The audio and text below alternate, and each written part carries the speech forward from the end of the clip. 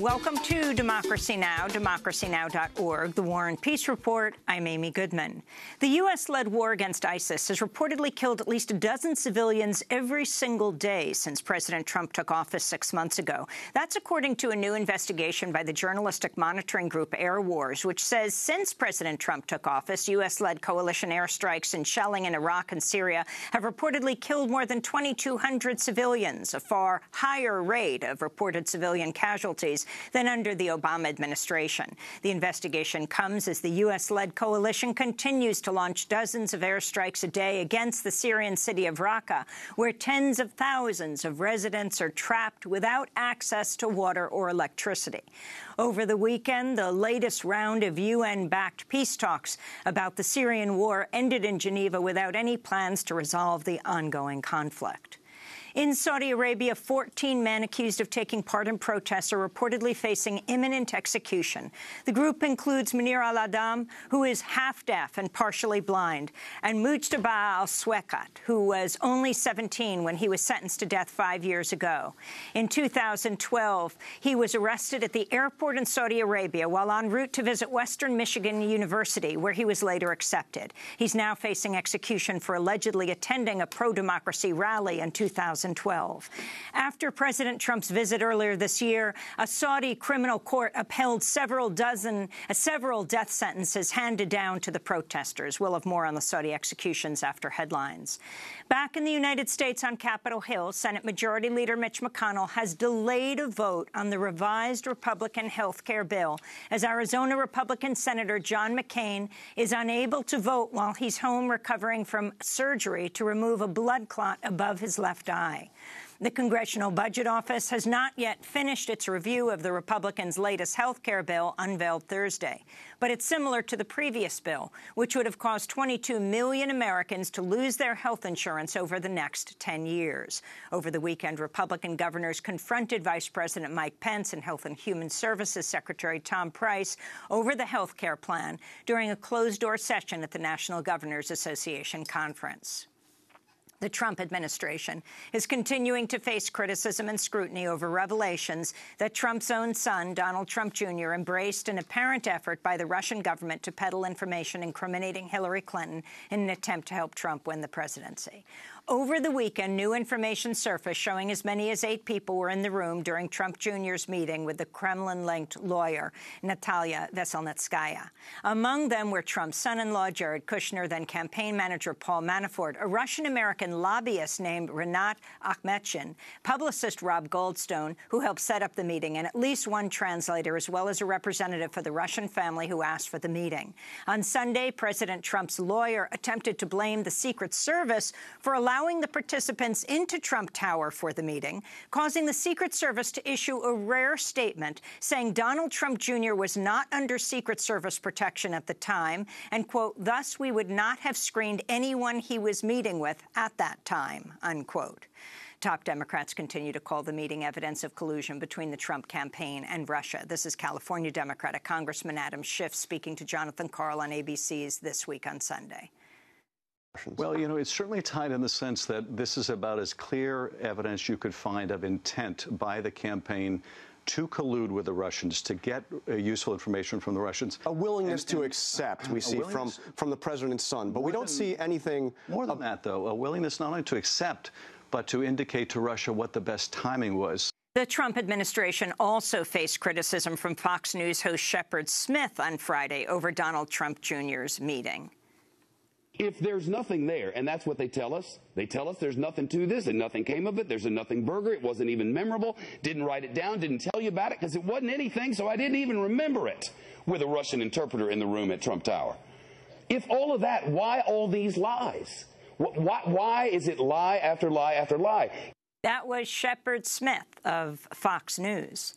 On Sunday, President Trump attacked the media and Hillary Clinton and defended his son, writing, quote, Hillary Clinton can illegally get the questions to the debate and delete 33,000 emails, but my son Don is being scorned by the fake news media, unquote. And, quote, with all of its phony, unnamed sources and highly slanted and even fraudulent reporting, fake news is distorting democracy in our country, unquote. Trump faced protests while attending the United States Women's Open Saturday, which was held at the Trump National Golf Club in Bedminster, New Jersey. More than 100,000 people had signed on to a petition calling on the LBGA to move the venue. On Saturday, activists gathered outside the venue to protest Trump and his history of making sexist comments and bragging about sexual assault. President Trump's approval rating has now plummeted to a mere 36% as he nears the 6-month mark of his presidency. It's the lowest 6-month approval rating of a U.S. president in 70 years. The Washington Post ABC News poll also showed only 24% of people support the Republicans' plan to repeal and replace the Affordable Care Act. Meanwhile, the White House has declared this week Made in America Week, despite the fact that Trump's own companies outsource the vast majority of manufacturing to factories overseas. Trump's daughter, Ivanka Trump, exclusively outsources the manufacturing of her clothing and accessory lines to overseas factories, mostly in Bangladesh, Indonesia, and China. Turkish President Recep Tayyip Erdogan is asking the Turkish parliament to extend the state of emergency for another 3 months. Over the weekend, the president commemorated the first anniversary of the failed military coup and vowed to continue the brutal crackdown against activists, journalists, teachers, and opposition lawmakers. He also called for the reinstatement of the death penalty in Turkey. In the Dominican Republic, tens of thousands of protesters flooded the streets of the capital, Santo Domingo, Sunday to demand the resignation of the president and top officials currently embroiled in a corruption scandal. Many of the protesters dressed in green to show support for the environmental justice movement. Solidarity marches were also held Sunday in New York, Miami, and Madrid, Spain. In Venezuela, millions of people took part in an unofficial referendum called for by the opposition. The opposition says the referendum showed disapproval for Maduro's plans to form a new constituent assembly, which critics say is an effort for Maduro to consolidate power. At least one woman was shot in the capital, Caracas, while waiting to vote in Sunday's referendum. To see our recent debate about the ongoing protests in Venezuela, you can go to democracynow.org.